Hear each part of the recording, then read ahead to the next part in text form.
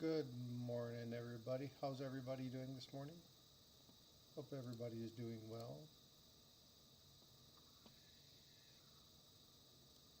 Need to check something real fast.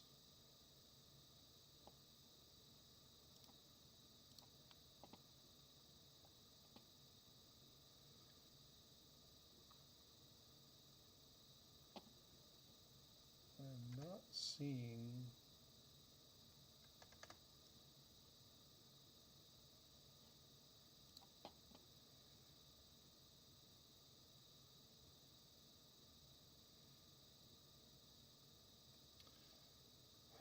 that's interesting.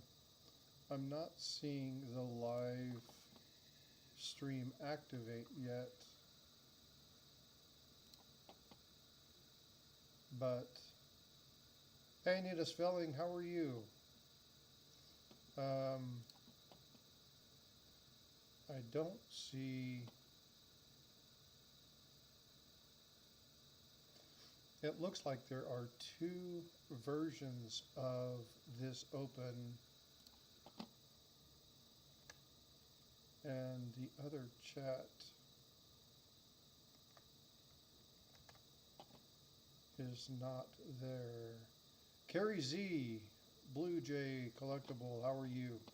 So I've got my notification,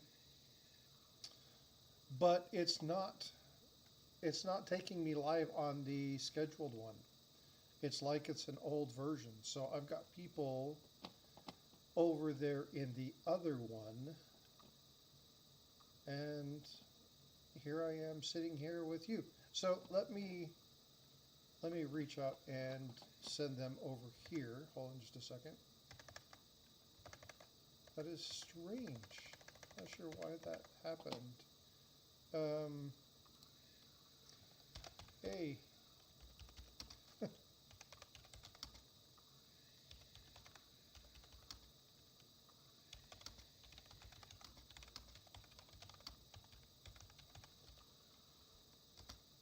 So let me put that there.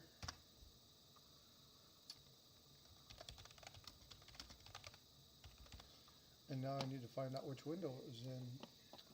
That is really strange. I haven't had that happen before, so I need to find out why the live stream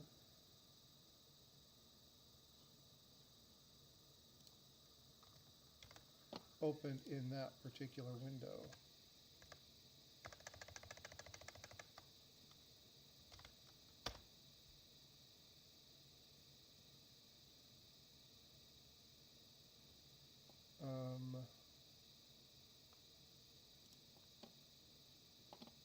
Video. Let me see if I can figure out what's going on here.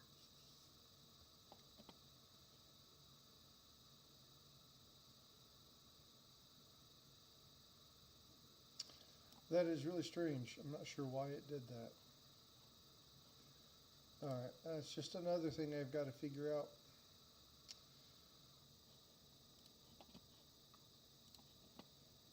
Oh well, the continued growing pains, I suppose. I hope everybody's doing well this morning. I apologize for the technical issues. Me, okay, so you got that. I'm not sure what's going on. That was really freaking strange. I need to pin this comment real fast.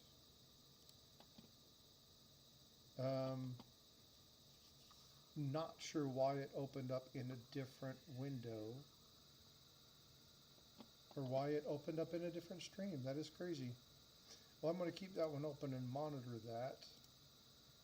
And let me open up the other one. Snoopy, thank you for being here. I appreciate it. Good morning, Eric.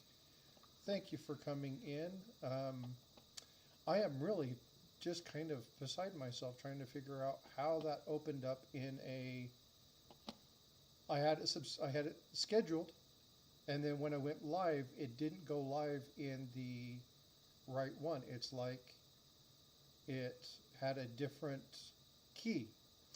And when I went in, It was a different live session, but it wasn't the one that was there. That's crazy. BH Customs, thanks for being here. Blue Jay Collections, I appreciate you being here. Thanks for coming in. Chris G, good to see you. Hopefully everybody sees that and can come over. I'm going to keep that open in a side window just to make sure that if people come over there, they see this. Hopefully people recognize that. I'll have to kind of monitor that just a little bit. Thanks everybody for being here. I really appreciate it. I did get the technical issue with the screen. So my green screen now shows the highlighted area in the back, so it actually shows through. So I was able to get that fixed. That was an issue. I still haven't been able to get, hey, just stack it. Thanks for coming in. I still have not been able to get the CloudBot to work. I'm not sure why that is. It's quite strange, as a matter of fact. Trying to figure out why or what's going on with that particular thing. And again, this is all fairly new. So I'm trying to see if I can figure out why some of these little nuances are happening.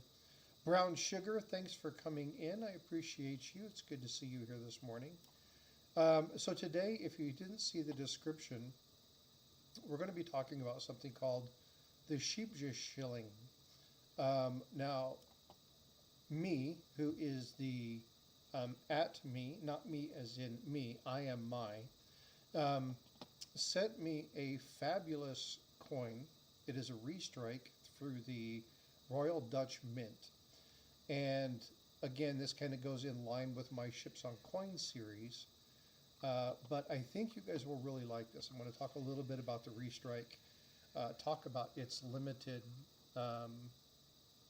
number of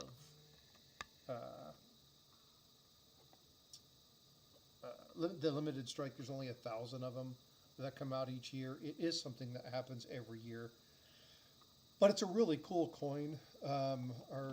It's a coin, but in this case, I think it's a round. It's backed by the Dutch Mint, so I'm not sure if it's a coin or if it's a round. I'll have to check that out. But we'll be talking a little bit about that today. I think it'll be really cool to see, for you all to see this and kind of see what's going on, but really cool. So Blue, so can you let others know here I'm a newbie? Oh, yeah, so what Jay wants, okay, not a problem. This is what I'll do.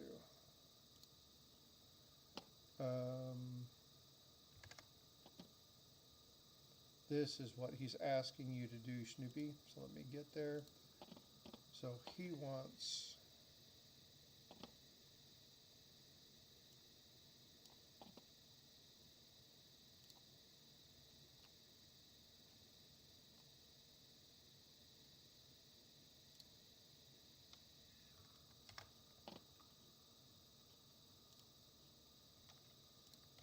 okay, so this is,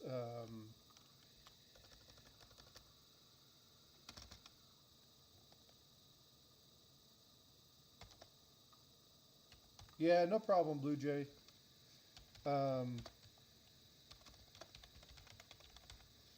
This is his site. Go check him out. Again, he's got a few. This is what he was wanting. He was wanting the link put in. Now, I'm still working on this, so you can do this in my channel. So if you do the exclamation point, then you can type in find me, just like I did. And what will happen is that will reach out, that will pull your channel just like it is here. So you'll be able to do this. The only thing that I ask is don't spam the chat. If you spam the chat, I'll remove that feature. I don't mind you do it every once in a while, but please just don't, load it up there and see it all the time. But definitely, throw that exclamation point, find me, and then that will throw your channel up. Now it'll also tag you, so when you type that in, it should show up as being orange. That way, you know that you're doing it. If you're typing in a weather command or email or shipping or something like that, it should tag you in orange so that you can go through and identify that it in fact has answered your command.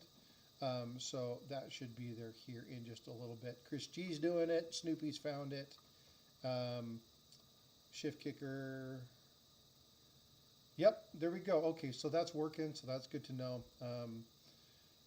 Outstanding. So if you want to do that again, just don't blow up chat with your your thing. Find me, or what I'll end up probably having to do is put like a 5 or 10 minute delay on the ability to do that. So right now I'm going to leave it open for everybody. But very cool. So anyway, hope that helps. So I'm going to go ahead and I'm going to get in. Shift Kicker, thanks for coming in. See, I don't think I've missed anybody. Got Brown Sugar, I got Nina, got Snoopy, got Blue Jay, got BH, got Eric. All right, I think I got everybody that's in here. So I'm going to go ahead and switch the screens. So Badow, so as you see now on my screen, I'm down here in the corner and I'm going to be talking about the stuff up there. This is something that me sent my, and you can see now this I don't really have. It's because it's a shiny metallic surface, so you're not going to be able to see that very well. But there's a beautiful Scheepjisshelling, and the Scheepjisshelling is basically what that means is small ship. And this particular one is from the ship called the Friesland in 1783.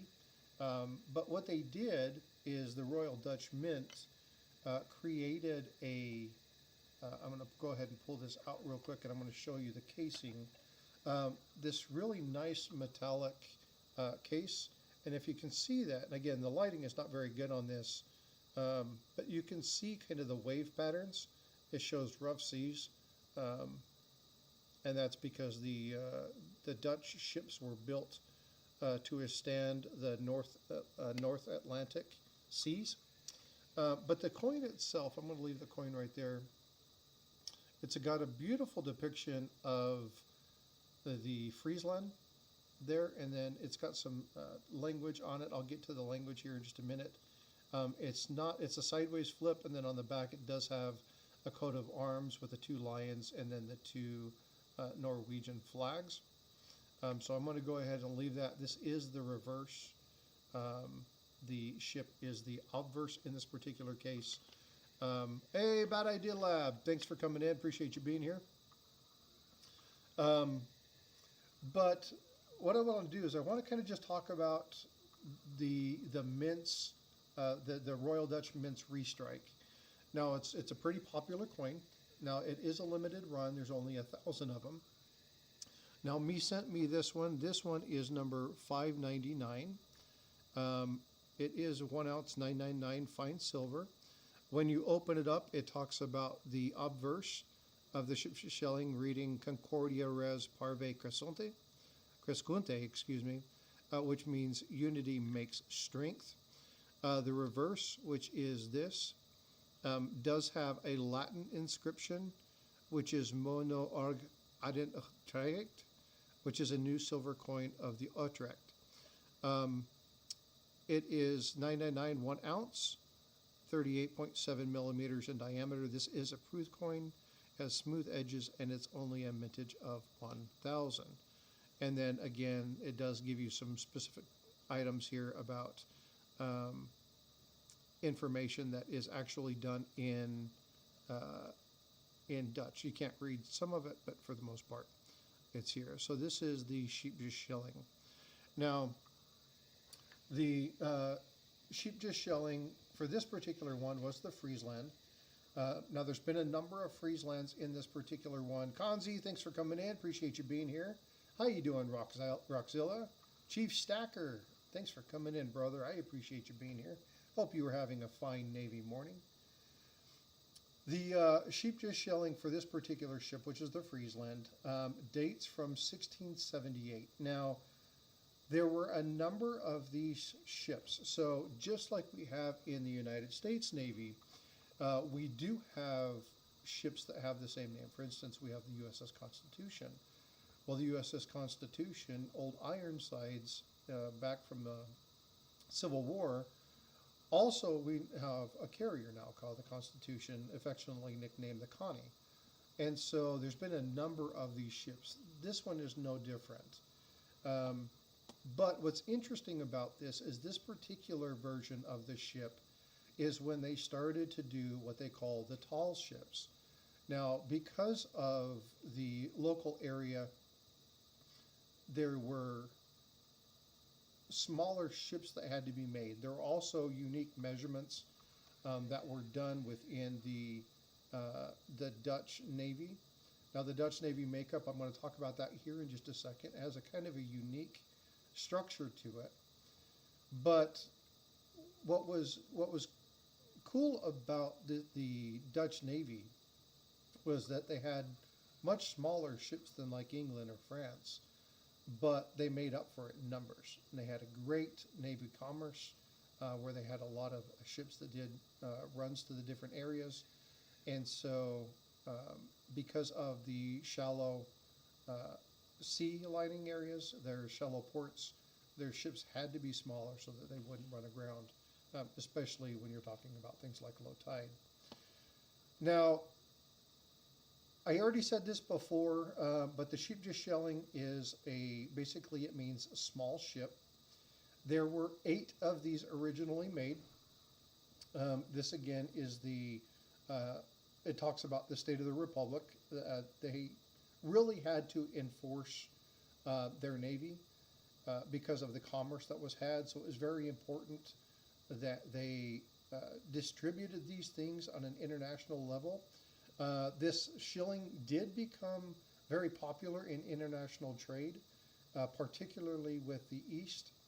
They really liked the ship on it, and it was a little bit thinner but a larger version of the shilling. And so this variety that I have here is much thicker. It's actually twice the thickness of a normal one, but it's the same general size as the old shilling. The restrike has been very popular. They've done a couple different versions of this, and each coin has a different, the ship has a different ship on it. But I'm going to get to talking about the name here in just a second and why it's important to be able to understand the naming convention, because it talks a little bit about the history of the ship. And but anyway, we'll get to that in just a second. I already talked about the general design and the information when I showed the information card. Now, what I would like to do is kind of talk a little bit about the silver. So you can see here on the screen, you can see that the proof strike, and on the left-hand side is the reverse. The ship is the obverse. Normally, you would see that you would think that the crest would be the obverse, but in this case, it's backwards. The ship is the key feature, and so you'll see the coat of arms there. Now, the coat of arms combines, the craftsmanship, but there's also some little features in the design. Now, there are different varieties. So when you're looking at different ships, the coat of arms will be slightly different. Also, when you're looking at different denominations, one reason I say this is because in the denominations, you also have a gold coin. Now, the gold coin, it's really cool because it comes in this really cool little case. Now, you can see it kind of popped up on the screen there. But the gold coin looks, it basically is exactly the same. Now, the coat of arms is slightly different. The coat of arms on the gold coin doesn't have the 2 lions in the diagonal position. It actually has 2 lions, one over the top of each other. But on the original one, it only had a single lion. And that single lion looked like this. You can see the single lion here down here at the bottom. Now, this is not the exact coin. This is 1776. This is a later version of this one. I pulled this one up because there's some people in the chat who would find this particular coin pretty astonishing. But this is the coin that basically this was stemmed from, and you can see the beautiful depiction of this ship here on the reverse, or on the obverse, and then again you see the different coat of arms. Now the coat of arms is important because of, one, it talked about the denomination, but two, you needed to kind of understand the structure of the Dutch Navy in order to understand how the coat of arms is had. So what I want to do right now is I want to just kind of let you know that this particular coin is an original one. This sold about 3 years ago for an astonishing $37,000 for a shilling. Yep, a single shilling. That was 37 grand. That's a lot of money for a 1 shilling gold piece. But I want to kind of talk about the Dutch Navy, and I want to talk about this particular ship. Now, I've got a couple images here, so I'm going to just kind of leave that there in the corner. These are depictions of the drawing. This is the Friesland. This is the 1663. This is the version that the coin was initially based off of. Again, if you look at the Friesland, you're going to see that there are a couple different types of ships. Most of them were what they call Type 2. Type 2 means that they had 2 decks instead of 3. Most of the 3-decked ships came from France and England. There was a short period of time in the Dutch Navy in which they did what they called the tall ships. The Friesland was, in fact, one of those tall ships, except it was never done with 3 decks. It did have the taller masts and was a little bit larger. So there, if you'll look back, you'll see some specific information regarding that. I'll talk a little bit about a later variety of that one, in particular the one that was on the gold coin that I showed just a few moments ago. But it was important again, and I talked about this just briefly, that the Dutch had smaller size ships relative to that of things like England and France.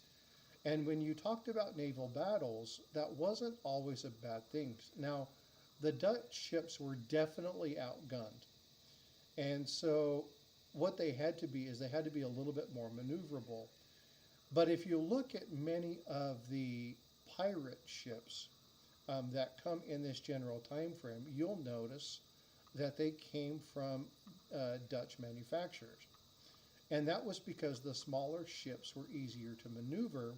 And while the big lumbering English and French ships, especially like the man-of-wars, would take time to get into position, you could utilize a strategy where the ship could actually be sailing around the larger ship and using the bombardment targeting the mast, disabling the larger ship, and the big gunships would hardly even be able to get a shot off because they were so big and lumbering that by the time the swell brought them into firing position, the Dutch ship had already moved out of position. So they needed to utilize different strategies. So even though the Dutch Navy had a smaller variety of ships, they were able to use strategies that made them very effective in naval combat.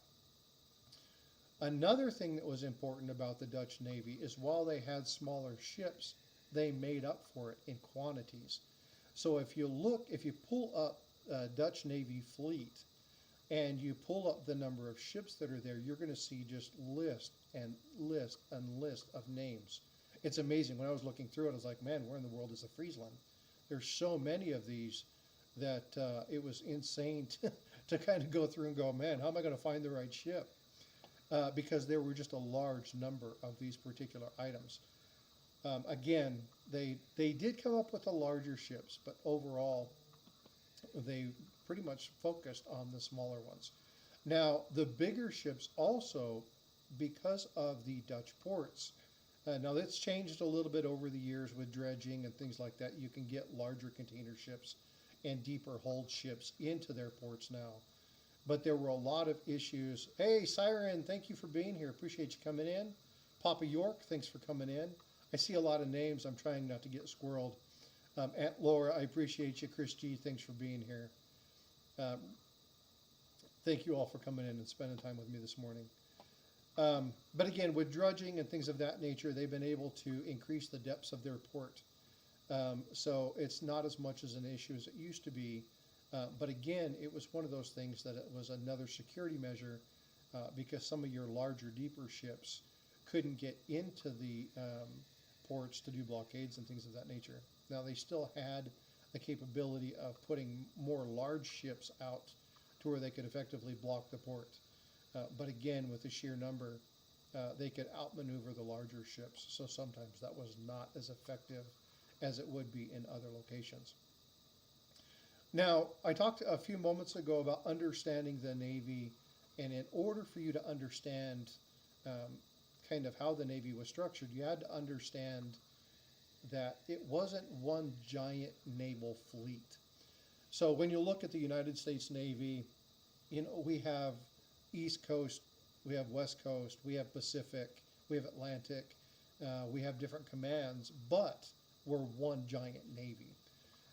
When you look at the Dutch Navy, it was important to understand that you had 5 different admiralties, 5 different major nations supporting different areas of the Royal Dutch Navy. The first one was Zeeland, and Zeeland was a province that is marked by a Z. So when you look at a ship's name, you would see the Z as the prefix, and then you would see the ship's name. The next one, and that covered the province of Zeeland. So, I mean, sometimes these make sense, sometimes they don't. The next one was covering Holland. And the province of Holland, the admiralty was Maas or Maas. It's M-A-A-S. And that one was the south end of Holland, centered primarily around that area. Now, you had Rotterdam. Rotterdam was indicated by an M. So the Rotterdam is the south end of Holland. So that's where the Maas would be. Then you had the Admiralty of Amsterdam, which was the center province that was located in the center of that area, that region. And those ships' precursor is listed with an A. So again, as you can begin to see that there was some confusion, or there could be some confusion about the name of a ship. So they put this classification up at the front, and that would kind of tell you at the sub-area or the province in which the shipbuilders and the designers and the funding for these particular items came from. Now, another one was going to be the Noordenwater, or I'm going to try and say that again. The Northern Water, I can't say that one. That was located with an N, and that one was the Admiralty of Northern Holland, so they did the northern one. And then the last one was indicated by an F, and that was the Admiralty of Friesland. Now, Friesland is also the name of the ship. It was its flagship because it was named after the particular area.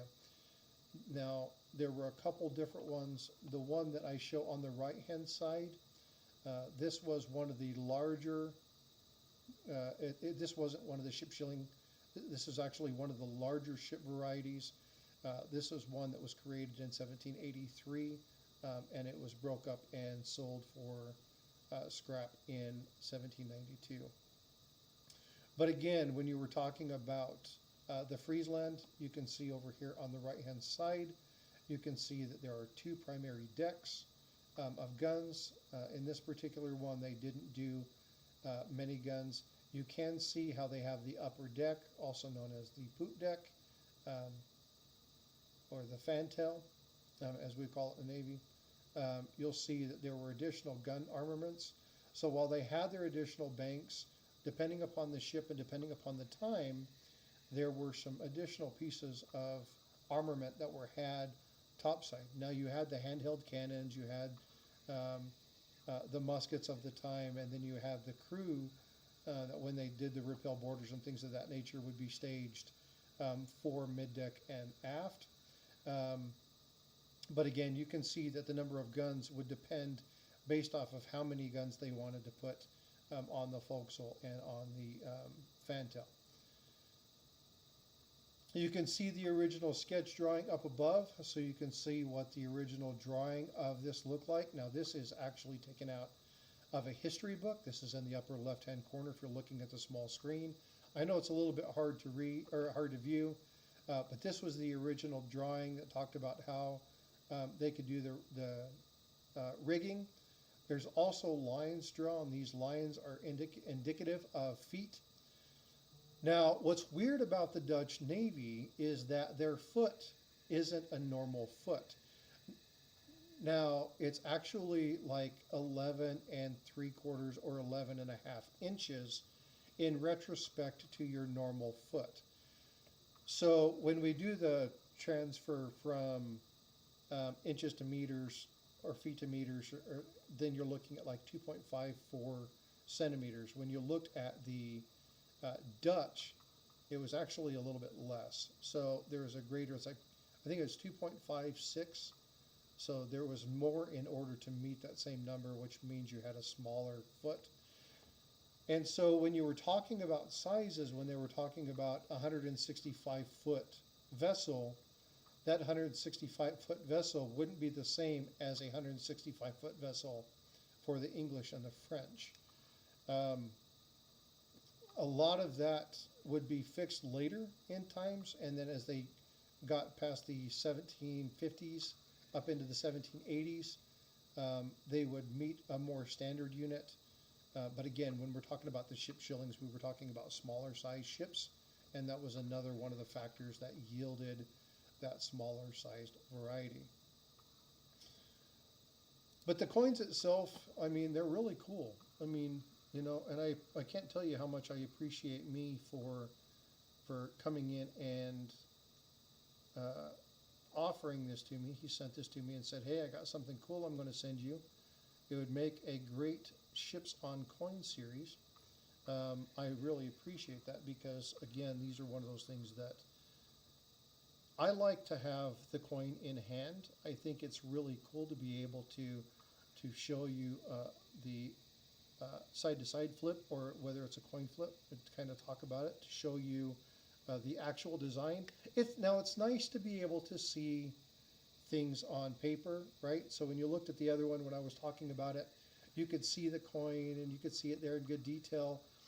But it's much nicer to be able to pick it up and show you what the coin looks like. Now, obviously, this is in a holder. I'm not going to take it out of the holder because of the limited edition and the collectability of it. But anyway, just an absolute coin, or absolute cool coin. So thank you for doing that. I appreciate that. I wish I had the gold version of this, but again, it comes in this really cool case along with that certificate of authenticity, and then it gets wrapped back up. All right, so that is the ship shilling. That basically one of the things that I wanted to talk about. There's going to be some other things, just in general chit chat, that I want to talk about. I'm going to talk a little bit more about this tomorrow, kind of give you a precursor. But there have been a number of people in the community that had seen a short that was done by one of the members of our community regarding counterfeit coins. Again, folks, when you're looking at coins, make sure you're getting them from reputable dealers. This particular coin was a commemorative. I believe it was a 50% commemorative. Can't remember off the top of my head which one it was. But our good friend C. Happy Chappy was the one. He was at a coin show, actually picked this up. I think it was C. Happy Chappy. Picked up this thing, was really happy to receive this. I saw this short that was done, said, man, I better get this checked out. And looked at that, looked at it and found out that it was in fact counterfeit. Now, he had picked this up from a coin show. Now, I can't tell you whether or not he picked this up from a private dealer or whether he picked this up from a hobbyist who had a table at the coin show. Now, it was not at Tulsa, I will tell you that. I didn't hear of any counterfeits coming out of Tulsa.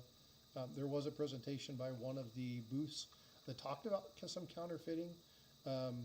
Silver Seeker, when he was there, actually brought his detector to actually test coins and things of that nature. So if people wanted to identify and look at it, he actually brought his machine to test it. But again, it just goes to show the importance of looking at the information, knowing what you're looking at, and again, getting a second opinion.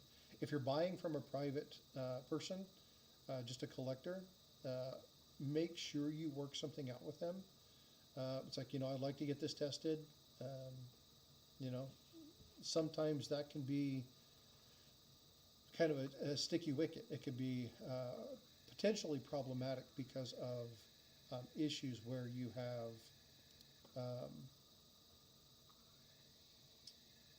potential trust, right? So if you have somebody who's, I'll go back up here and make myself a little bit bigger.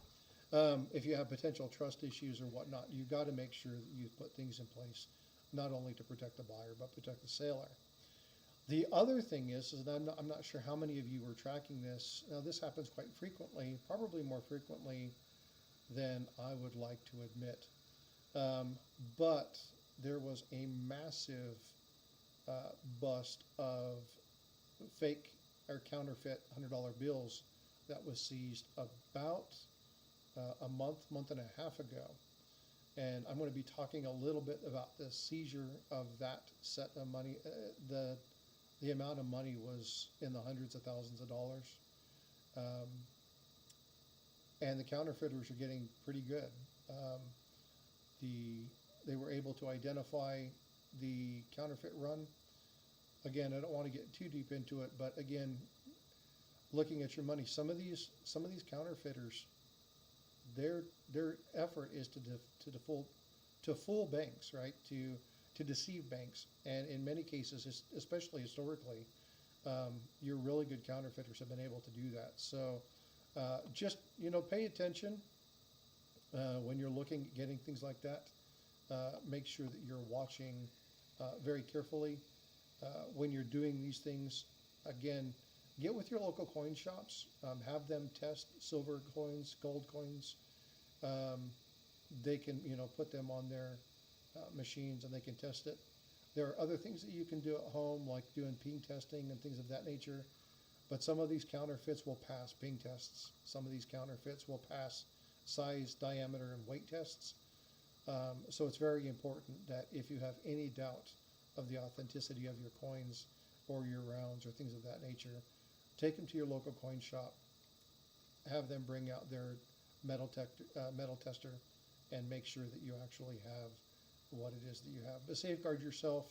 We have a lot of issues in this hobby because of counterfeiters, and it's really kind of a bummer. It takes some of the fun and joy in just being able to find something. Now, every once in a while, you can find a really, really, really good deal. And our buddy Me, who's here in chat, happened to have one of those situations occur where he found a really cool Morgan dollar at a flea market. Purchased it for something like 25 or 30 bucks and got the coin authenticated, and now it's worth over 100 bucks. So there are some good finds still to be had, but again, buyer beware, right? You got to be careful. Part of my everyday carry. Yeah, and it's important to make sure that you safeguard yourself and you protect yourself. But again, it's one of those things where if you have something, especially if you're buying online, oh, the value's over 300. I was a little off. Yeah, it was a hell of a good find.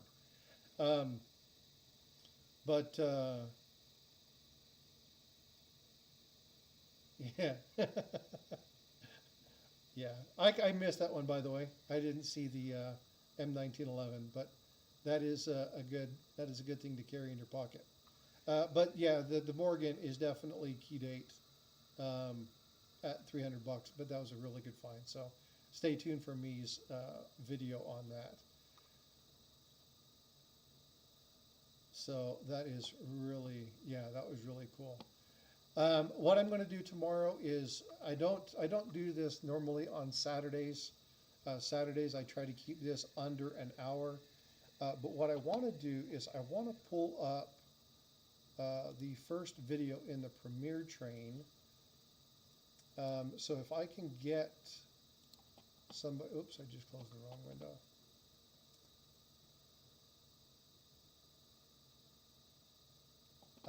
Let me see if I can find this. Brother Rat, what did Brother Rat say? I have a 1964 quarter that looks silver on the edge but does not ping. Also, the diameter is slightly large. What you can do, yeah, no worries, me, you're good. What you can do is you can, oh, did I just close that? Son of a gun, I did.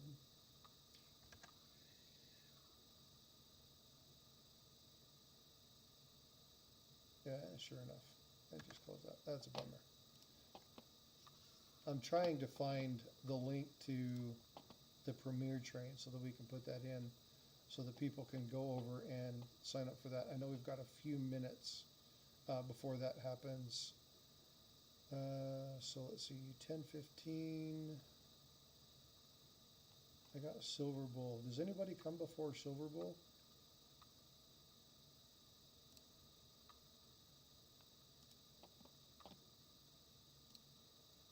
I don't know if anybody comes before Silver Bull.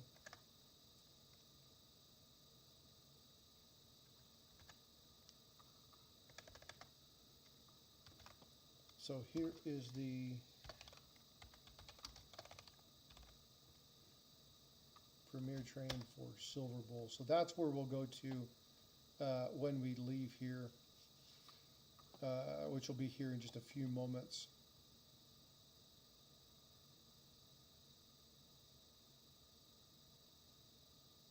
Do you think you'll do a chat on the other coin I sent you? You've sent me a few. Me, which one are you talking about? I'm not sure which one. Are you talking about the 5 ruble coin? Because that wasn't a ship coin. The fleet. Oh yeah. I will definitely be doing one on that. I wanted to take this particular one because my intent was I didn't know if I was going to buy this from you or if I was going to trade with you or send this back. Since last night, I've determined that I'm going to keep this one, and we've already talked about what the trade was going to be. But yeah, I'll definitely be doing a video on that one. That'll probably come out Wednesday, if I'm not mistaken. It's going to be one of the last Ships on Coin series I'm going to be working on. I might continue to do some. I really don't know. I'm trying to find out what the next set is going to be. I'm leaning kind of to stick towards that military seafaring air tank type item.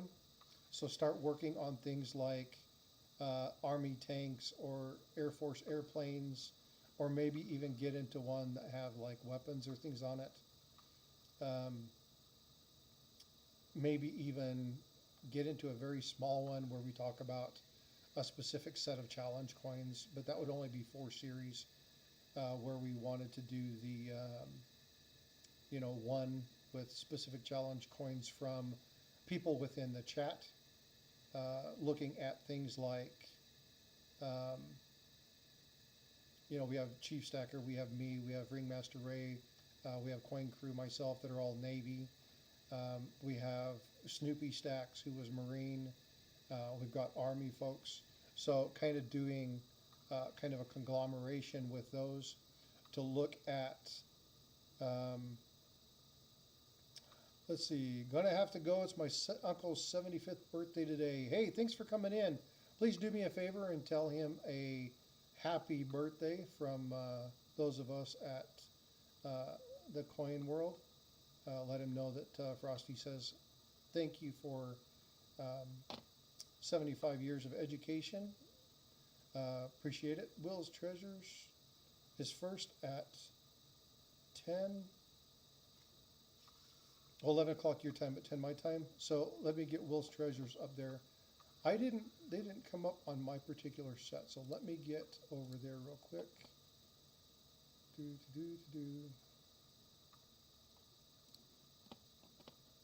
I apologize for this.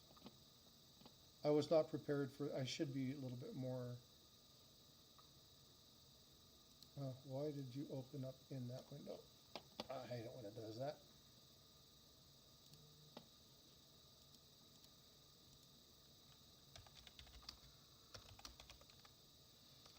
Will's Treasures.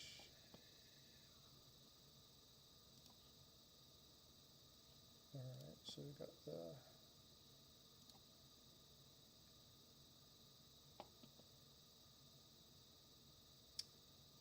There we go. Okay. So thank you, Brown Sugar. I appreciate you putting that in there, letting me know that it was Will's Treasures that was first. I would have hated to have sent somebody the wrong one. This is actually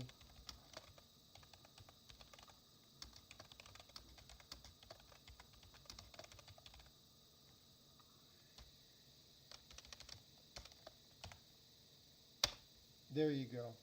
That's going to be the first one on the Premier train, so let's make sure that we're leaving here and going over there. I try to make sure that we feed directly into them. So I want to support that Premier train.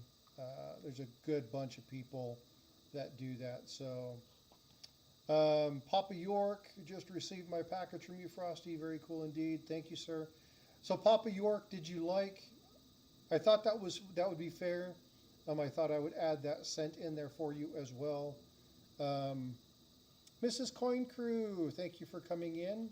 You're catching me just at the wrap up, getting ready to start sending people over to Will's Treasures to prepare for the Premier train. I thought that you might like the John Wick round. I thought that that would be pretty cool. It's a fun little coin. But anyway, I appreciate you sending me the Blackbeard flag. That was pretty cool. I appreciate the trade on that one. But I wanted to send you something a little extra. So hopefully you enjoyed that. I appreciate you letting me know that it arrived. So here's the thing. There's no need for kindness.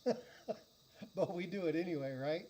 But again, it's just those little things. And sometimes it's about being able to just let people know that you appreciate them. So doing something small really isn't a big deal. You know, if we did more of that kind of stuff in the world, it would be an amazing place. When you look at the people in this chat, every one of them would do something the same, right? Because we're surrounded by good community. And so, yeah, no worries whatsoever. Make sure you stick around. Miss Coin Crew says that she's the awesome sauce. She's the caboose. Yeah, no, she didn't say she's the awesome sauce, but she is the awesome sauce. So make sure you stick around. Yeah, Silver Bull, Ringmaster Ray, Will's Treasures, Coin Crew, or Miss Coin Crew, Brother Rat, or not Brother Rat, Mad Stacker. Man, who did I miss? There's like 5 or 6 of them, right? It's 2 hours long, 15 minutes apiece. So there's 8 people in total. Who did I miss? But anyway, so yeah, go check out that Premier train. Again, they're short little 10, 15-minute videos. They always flow right directly into one another. It's a great way to start your Saturday morning. This is a good way to start your Saturday morning, you know, just saying. But I want to make sure that I support them and lead into that. So my streams on Saturday will only be about 50 minutes, somewhere in that time frame, so make sure that we can get people over. But let's do this. Let's go ahead and get into, let's give something away. Let's see what we got going on today.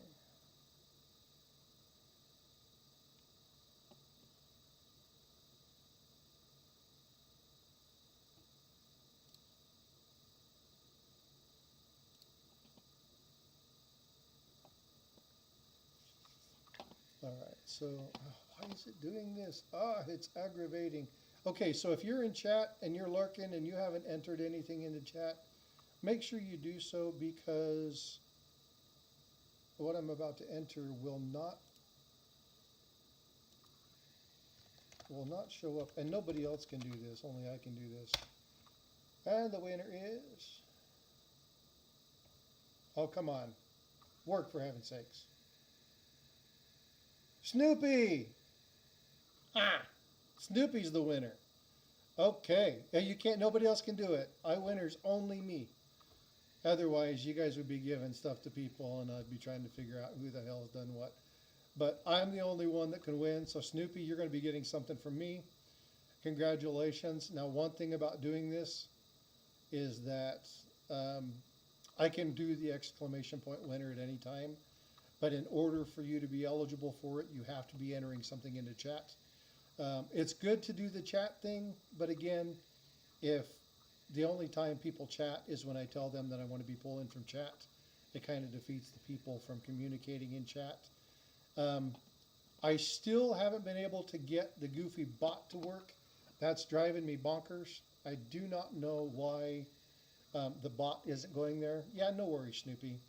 I'll find you something good and send it your way.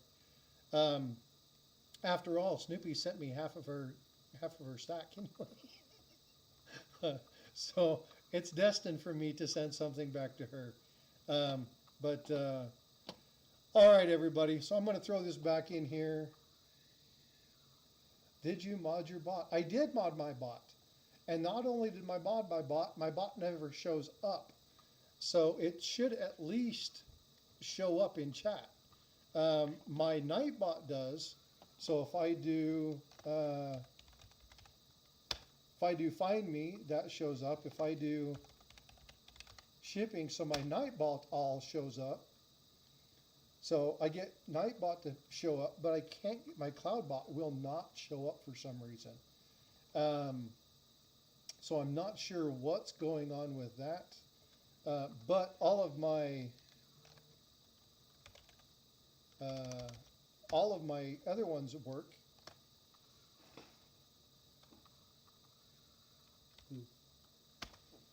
So yeah, I'm not sure what's going on. So I'm going to have to check and see.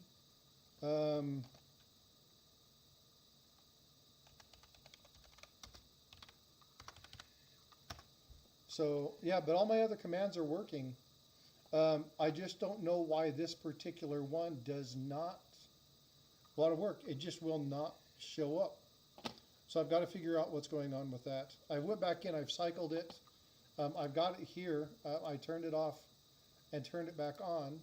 I'm streaming from Streamlabs, so it should recognize. You figure it would come in, but I've tried to do different commands. I've tried to get that to run. For some reason, it just doesn't want to work, but we'll figure it out. Me like causes mischief. Yeah, I know, but it's okay. That's why we're friends. All right, everybody. Well, I'm going to throw this back in here. So let's do this in. Make sure you're going over and you're getting into the Premier Train. So again, that's the link. It should start here in about 8 minutes. So go ahead, click on that link, get over there. Please let them know that you're raiding from Frosties, so that they know that I'm sending people over to them. Again, it's about building community and letting them know that I'm supporting their efforts. I know Miss Coin Crew is here. She'll do the same thing, but again, just go check them out. I hope you all have a wonderful day. I appreciate you very much. Thanks for coming in, spending the time with me. I hope to see you tomorrow morning. I will be doing a StreamYard tomorrow. I'll have people up on chat. So if you want to come up, send me an email. Again, I'm going to be talking about some counterfeiting and things of that nature. But let me know. I appreciate you all. Take care, be blessed, and stay out of trouble. As Ida says, don't get into any trouble that we can't help you get out of. All right, y'all take care, be well, and